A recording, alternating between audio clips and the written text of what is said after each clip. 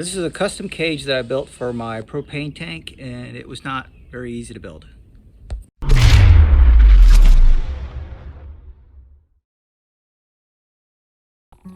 And over in this corner of my garage, you can see my 100-pound propane tank sitting here. It's waiting to get connected up to the generator. And I've had it, I was using this before for my kids' camper when they were here, so they didn't have to keep swapping out their their gas tanks. They could just hook up to this 100-pound tank, and it never ever ran out. So I'm not actually too sure how much is in here, but I'll show you where it's going to get mounted.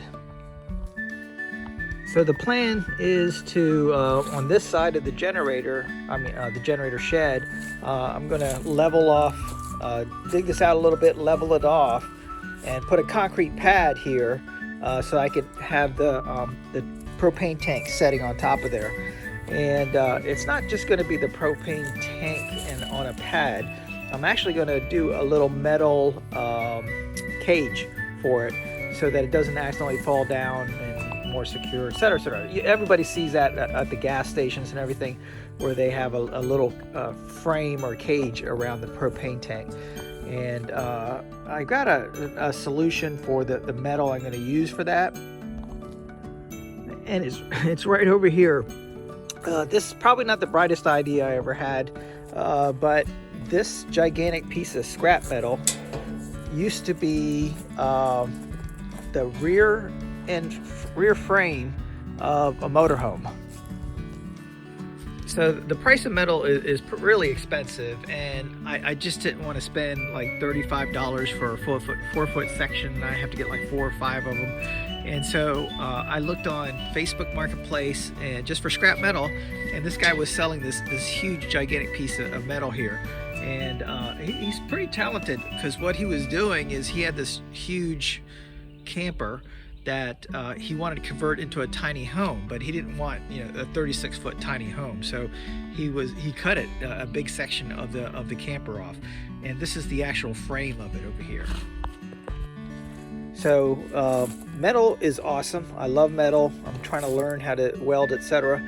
But this is going to be maybe a bad idea, but we'll see how it turns out.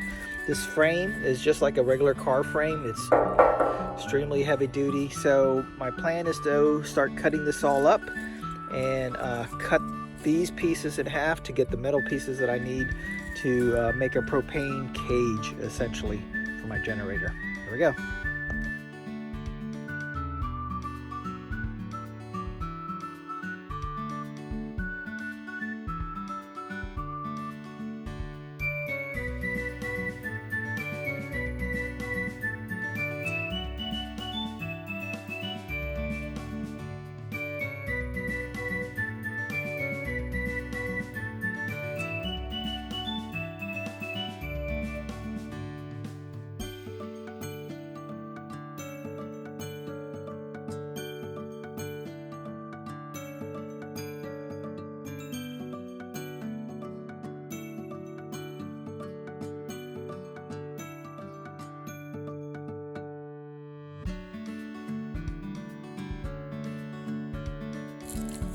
So this was actually the bumper of the camper, and as you can see, it's got the bumper look to it, but it is now going to be my frame. So I got a lot more cutting to do to get the pieces I want out of this, and yeah. So what I decided to do was, instead of using this box frame, which is pretty heavy duty, I'm going to actually use this bumper piece. It's a little thinner, a little bit easier to work with. I've got it all marked out. It's going to cut about 54 inches. I'm going to cut this piece off, get that out of there, and I'm going to cut it over here. That's going to get my 54 inches. But then I'm going to cut it in half, so I have equal parts. So one's going to be one side, one's going to be the other side. And I'm using this straight edge here to first score it, and then I'm going to cut the ends off, and then I'm going to cut nice and even, which we'll see how well that works, all the way across. And so I have 2 separate pieces. Yep.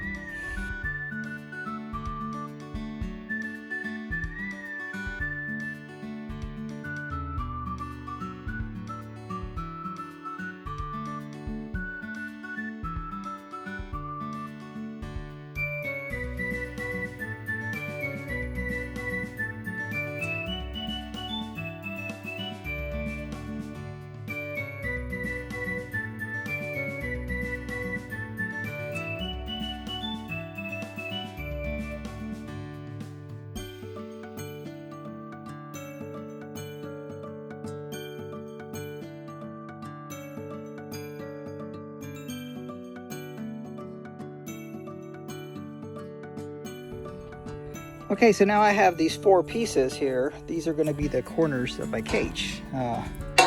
So this whole frame, the guy sold it to me for 30 bucks.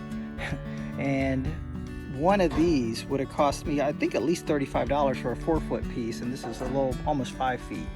So it's saving me some money. I'm just gonna have to cut these down to size for what I need, and then I'm gonna have some pieces that are gonna be the crossbars, and then I can start welding, and we'll see how good I weld.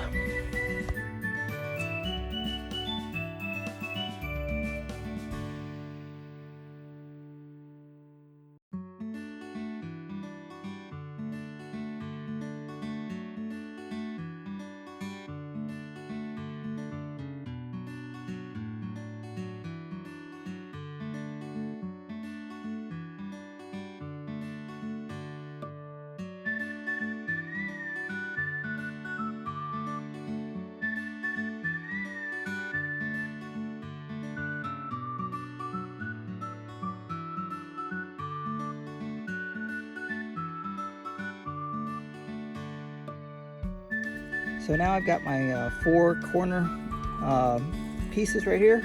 That's going to be the 4 corners of my propane cage. And now I've just got 6 crossbars that I manufactured. And what I'm going to do is, you can see this is pretty wicked right here. I'm going to try to grind a little bit of that off and use my bench grinder here to try to round it off a little bit and make it not so jagged and horrible.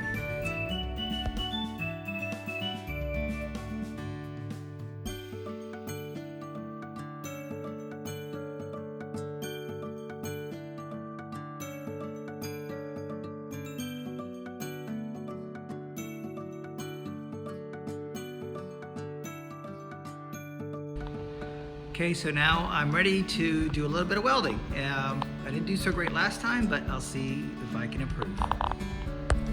I've got everything set up now in the garage. You can see my welding table here. I think I pointed this out last time. It's got these little channels that come up so that you could mount your metal pieces here to get a good 90-degree angle. So you can see I've got my long section right here, guided along this right here, so it's nice and straight. And this is my cross member that I have mounted here to give me a 90-degree right here. So it's going to be hopefully should just be really quick. It's just going to be a weld across there and here, and then I'll be flipping it over to do the other side.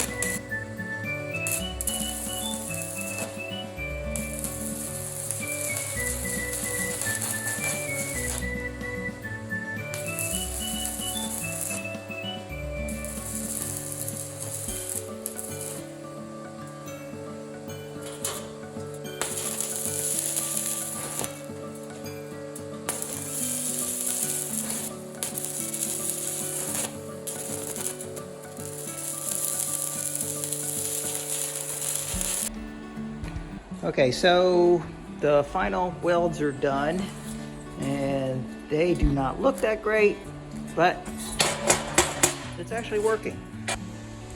Okay, so what we have set up right here is my 3 sides to my cage that I'm building here. This one I've done horribly, but it's together. What I'm going to do, I've got this metal sheet right here. I'm going to cut that to be part of the cage. So I just got to go along here and cut it to size to where I want to have it on here. And I'm going to weld it in here, and it's going to make this a lot more sturdy and make up for my crappy welds. So it'll do the same thing. And then I'll do it with both the left and the right sides as well. And then I'll weld all three together. I'll be done.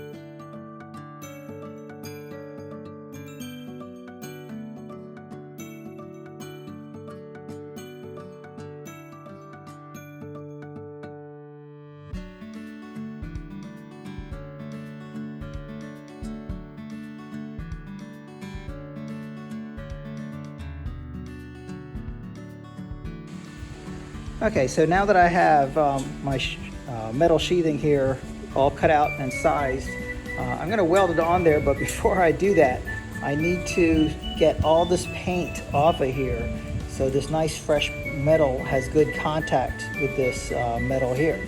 I didn't do that before for any of these, mainly not because I didn't know to, but I was lazy. All I did was use my wire wheel here and get the surface rust and all the dirt off and as much paint as I could, but I left some paint on there, so that's why I had such a hard time welding those. So what I'm going to do this time, this is actually a grinding wheel on my cutoff tool, and I'm going to grind all the paint off instead, and that should give it a much more better welding surface and be much more stronger.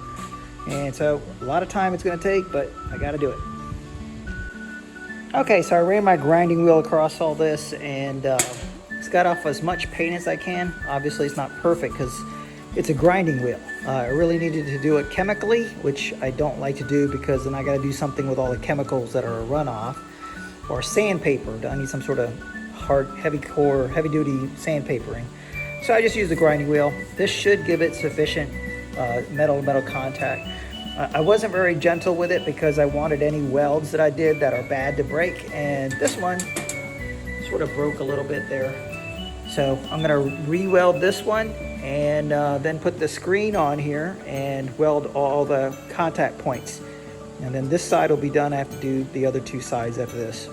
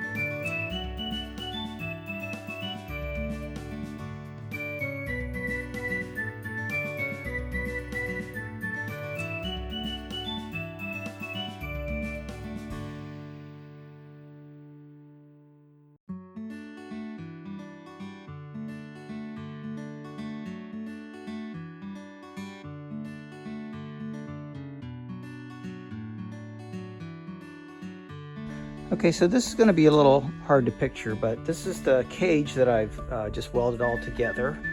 It's going to be a little bit different than this. What you see down here at the bottom, this big gap here, this is not going to be all above ground. Probably about half to a foot, 10 to 12 inches is going to be below ground inside concrete. So the top of this cage is going to be about a foot lower, which will just be around to the top of the tank. And it's open on this side, so this is going to be the front side where you're able to put the tank in and out. You won't have this foot here. This foot will be down inside the ground, inside the concrete, so it'll be flat and easy to slide the tank in and out. What I'm doing right now, here's this piece of the bumper still. I'm going to cut it so that I can attach a hinge to it. Actually, let me grab that. I've got this old gate hinge from installing a yard gate. And what's going to do is I'm going to be welding it on the other side of this and welding the hinge to the steel plate here so that the top will retain its rigidity. So I'll be able to open it and close it and lock it in place. It keeps it secure as well. Again, don't forget this top is going to be about here, the tank height, so it won't be that high up. So I'm taking this bumper here. You can see the nice curve. This is the bumper of the motorhome that I got. And I'm going to cut this to size so that I can weld this hinge on one side and notch it over here so I can slide a lock through or whatever I need to. So it'll swing open and close and keep that nice and secure. And then I'll be ready to install.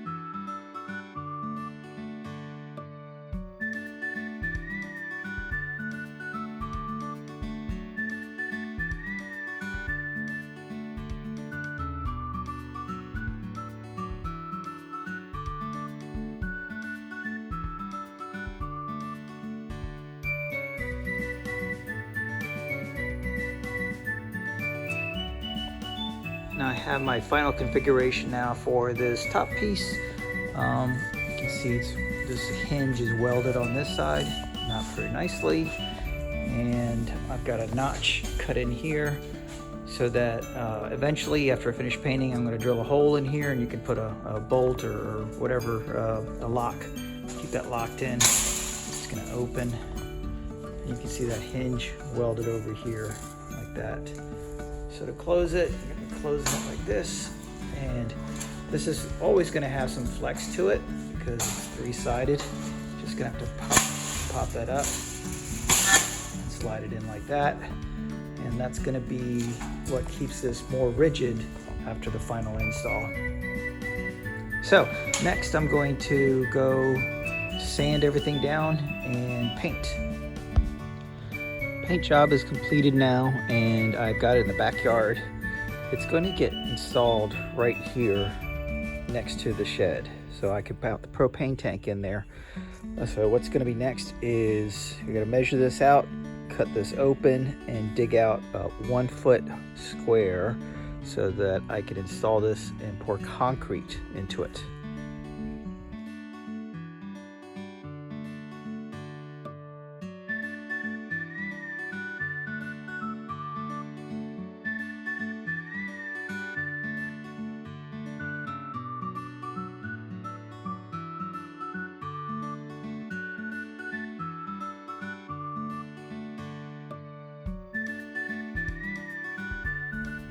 Okay, so now I'm pretty much close to being done. What I've got here, I've dug my footing out over here. I've got my form already set. The form's all leveled off. I have the cage already in here, sort of leveled off because my welds aren't exactly straight. The cage isn't perfectly level all the way around, so I had to do what I could do. And it's ready for concrete next. So next is to get a couple 100 pounds of concrete, throw it in there, and it'll be ready.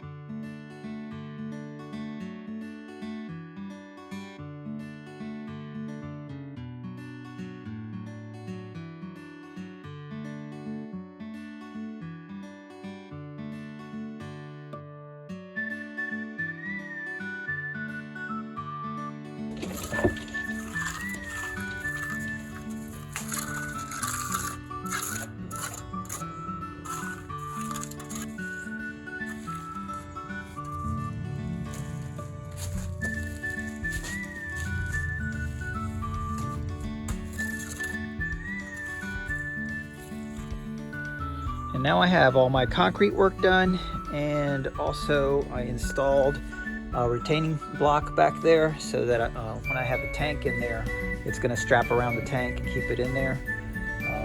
You can see the finish on the concrete. I actually did a pretty good job. I brushed it and did all the corners, so that worked out well.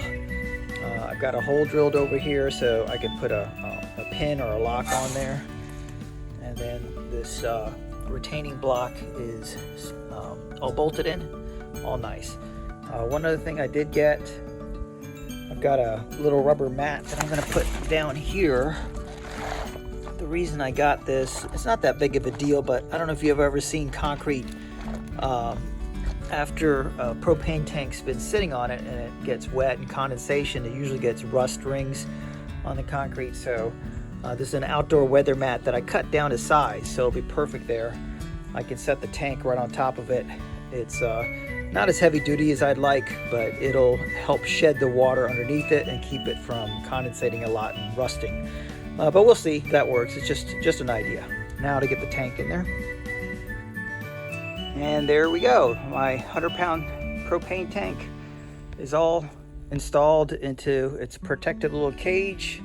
Nice 720 pounds of concrete, keeping it in a nice solid base rather than just a cinder block or a patio block to sit on. All that's left is next I need to attach all the quick connects so it could go from propane to my generator shed and supply my generator, and I'm going to do that next. Okay, now I finished running my line underneath the shed there into the generator. So I'm going to go ahead and get the propane flowing here. There we go, and walk over to the shed. And then out from the wall there, I've got the propane line coming in to the attachment here. The valve's open, plugged in. The propane. Turn the start-stop switch there, and then hit start twice.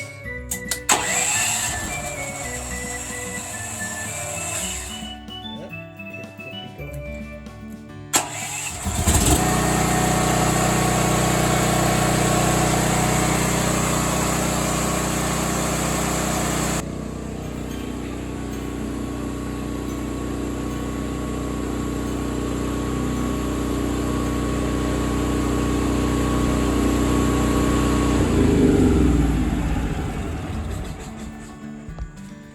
Okay, I let it run all the propane out of the line there, so now I can go ahead and disconnect this. And then what I'm going to do is when I do my regular monthly tests, I'm going to use this 20-pound tank instead of the 100-pound tank. That way the 100-pound tank is for emergency use. So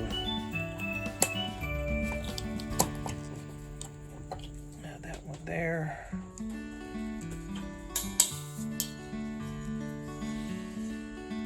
Okay, start off the 20-pound tank.